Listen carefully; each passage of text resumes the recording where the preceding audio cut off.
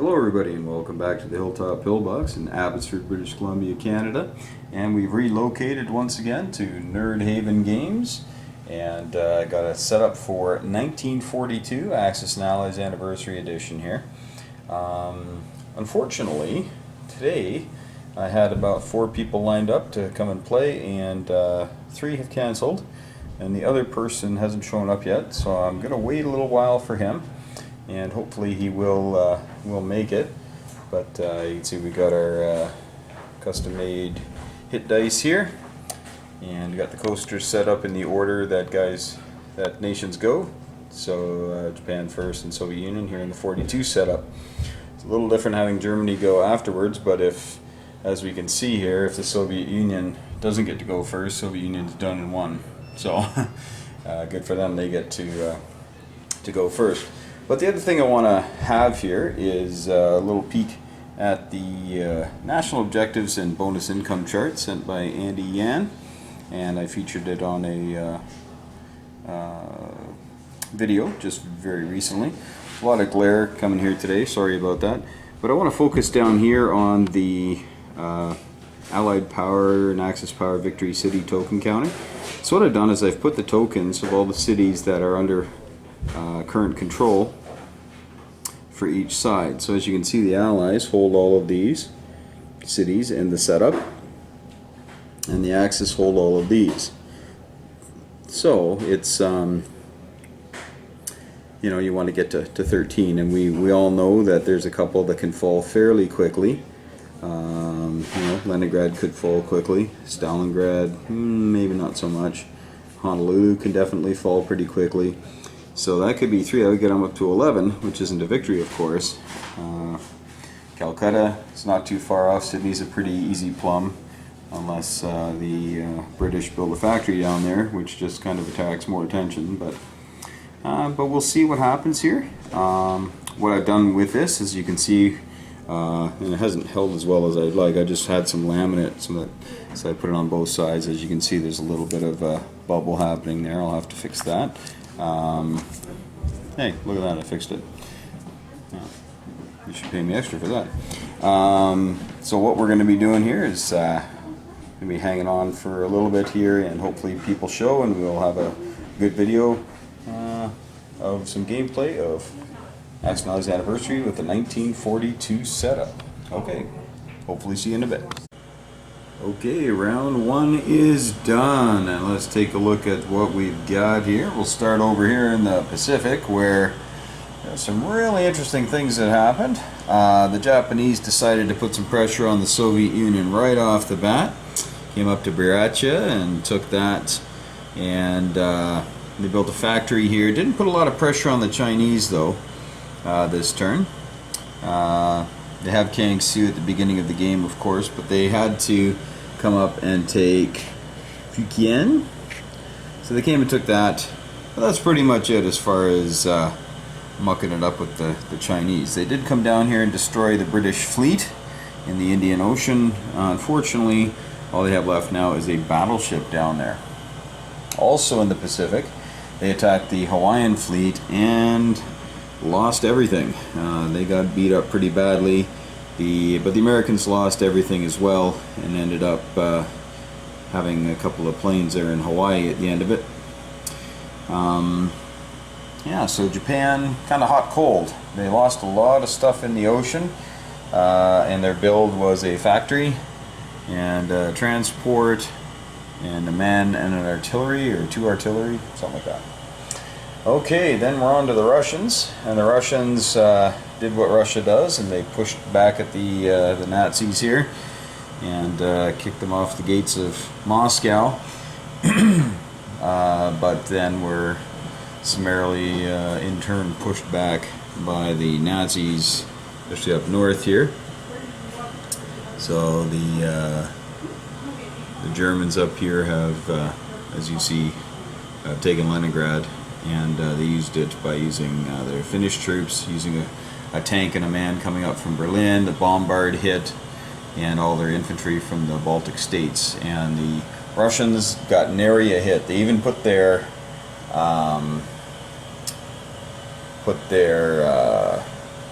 fighter there to help defend, and it didn't get a hit in 2 rounds of combat. So, not fun. Got diced a little hard. The Russians, as you can see, built men, and they had even built a couple of extra guys in Leningrad, but to no avail. Alright, who was next there? And the Germans came back, punched back, took the Ukraine again as well after losing out to the Russians. And they transported their guys from Morocco, Algeria eastwards into Libya, and they also brought some guys down from France, and then bulked up France by evacuating northwestern Europe, which of course the British said, we'll take that. So they did, with a guy from eastern Canada, and brought the other tank and man over to United Kingdom, and have bulked up the UK. The British and the Americans are bombing the Germans to a tune of 11 right now in Berlin, but the Germans also built a factory here in Poland, so they're going to be able to crank out some stuff there.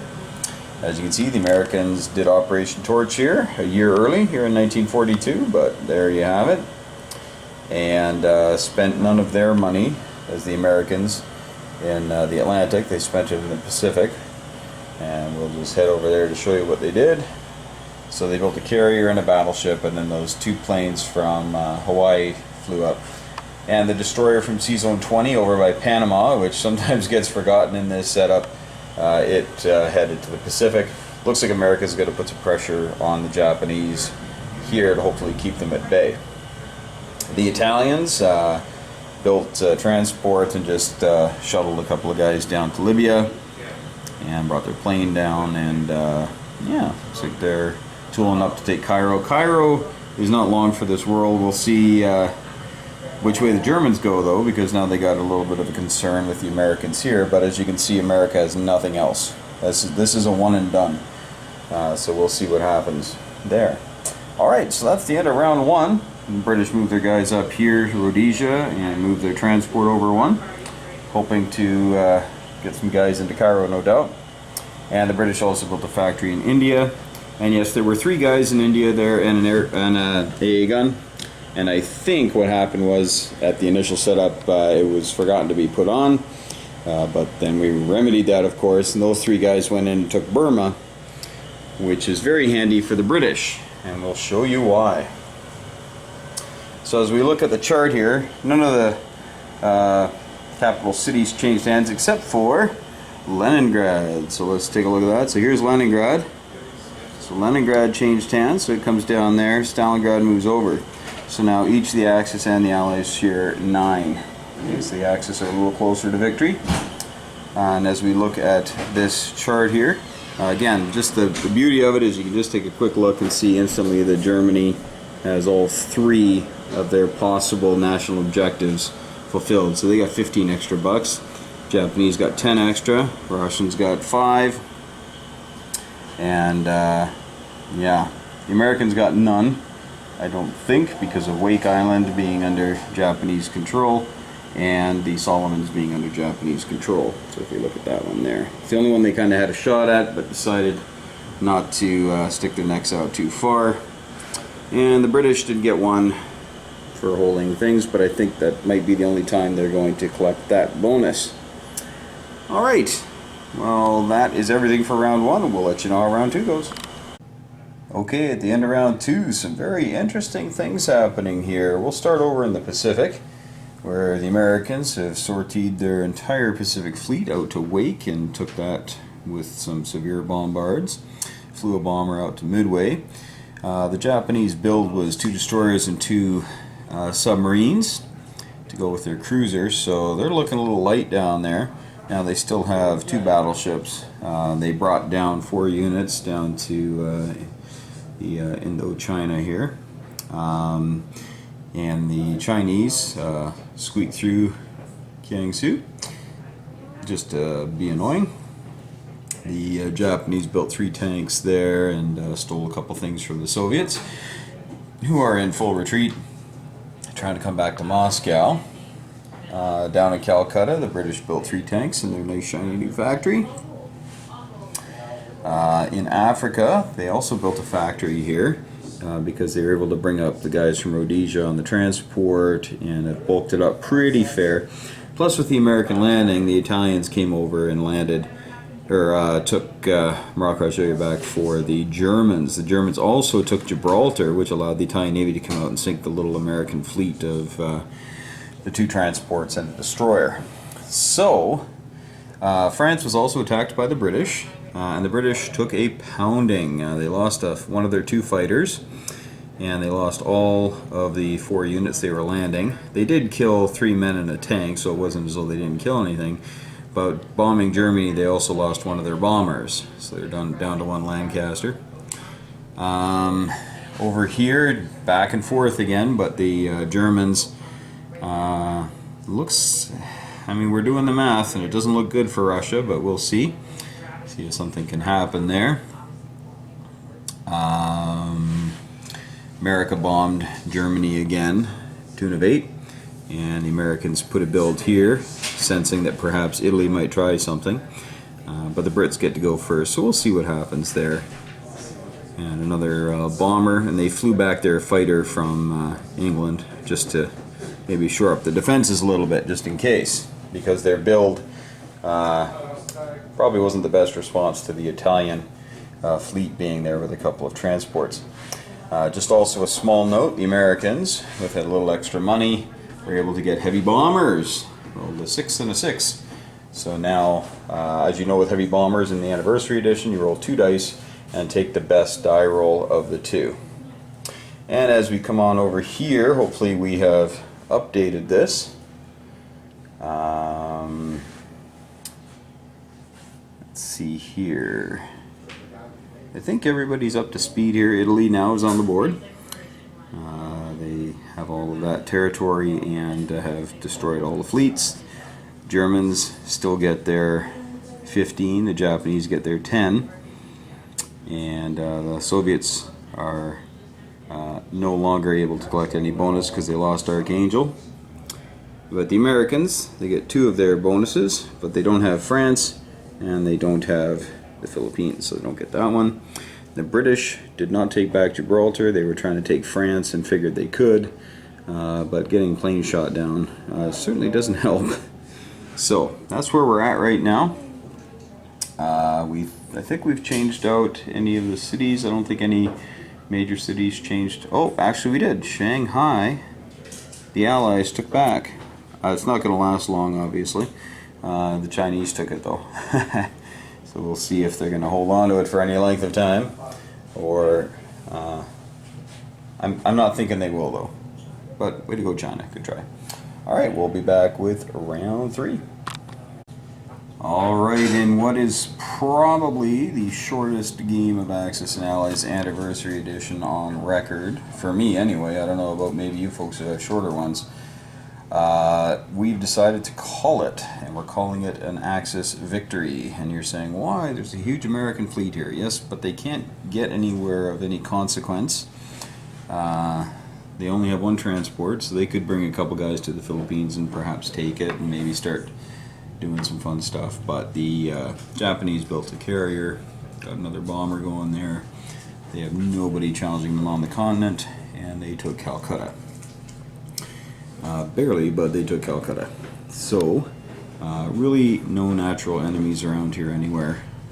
And America would have to put everything into the Pacific. As you can see on the chart here, Japan and America are making both 38 plus their bonuses. And America has 2 bonuses, and the Japanese have 3. So, no real chance there in the Pacific. Now, when we come this way, we see that pardon me, sorry, got distracted there for a second. Here we see Russia is bulked up with a bunch of men, but that's all they have. And they did take back Archangel, and the Germans didn't attack last turn, but merely got everything into position for a big crush on Russia. They could take the Caucasus at leisure. They got 6 tanks in striking distance, and Russia just can't leave Moscow. and with their economy rapidly shrinking, it's not looking good. The one bright spot for the Brits is that they've held on to Cairo with the factory and could probably cause some problems. We'll find out why that's just not a big deal. Everything up here, not much has changed. But you'll see that there is no British fleet. The Germans had the Italian fleet down here in Gibraltar with some Italian troops in Morocco, and so the Germans sent every plane and their bomber out here, and actually did quite well. Only lost 2 fighters, and they sank the whole British Navy, including their transports. Now the transports were of crucial importance, so that they could not take back this or the Hail Mary Italian move of taking Washington, D.C. And it was ugly. Even with the 2 subs and 2 destroyers that the Americans built here, and they had a man and a bomber here, they just couldn't hold. And so the Italians only lost a cruiser and a couple of men, and were able to take the eastern United States, took all the Americans' money. So now America is in no position to take it back either. They have nothing that could take it back. As we head over back here, got a couple of men in Western. So there's just no way that they could get there in time, and by then the Italians are going to be cranking out stuff out of Washington. They've got all the American money, probably build a massive fleet and go have some fun invading Britain. But it's over. There's just really no reason to keep going on here. Sorry it's a short video, but hey, you can see what happens. Gibraltar's the key, right? Gibraltar's key. You know, you take that and out you go and go have some fun. You got places to land your planes if you want to come and bomb something, because 12 is a place where the Americans really like to come down, or the British. So if the Axis can take that, they can really put the hurt on any kind of a fleet that gets built up there. But in this case, the Italians just headed this way, and they tied down a ton of British money here in Cairo that never actually did anything. So the Brits were even scared to go back and take Transjordan, because they thought they'd have to take at least a couple of units, including a plane to head out there. And if they lose a couple, well, you never know, then they're just weakening the factory. So that's the way that went. So it looks like Moscow is not long for this world. Stalingrad could fall next turn, no troubles. There's really no chance to take a bunch of this stuff back. Yeah, they could take the Philippines, maybe Hong Kong, Shanghai, and kind of keep the numbers down. But again, they have no money. So anytime they lose something, it's gone for good. All right, well, thanks a lot for watching, folks. I'm going to head over here and show you the chart. So as you can see, it's not a complete victory, or even a minor victory. But as we know, that's probably going to happen. That's definitely going to happen. And there's nothing stopping that from happening. And once the American fleet's gone, that's gone. And with the Americans not making any money, yada yada yada, and you guys can see how that's gonna go. So, but thanks for watching, folks. Congratulations to the Axis player. And hey, everybody, just continue to keep working on the game. Again, thanks to Andy Yan for this marvelous chart. And let's keep drawing more people into the Axis and Allies and historical board gaming community. And just keep treating everybody well. Remember this 3-turn Axis and Allies Anniversary debacle. And smile, and may the dice be with you.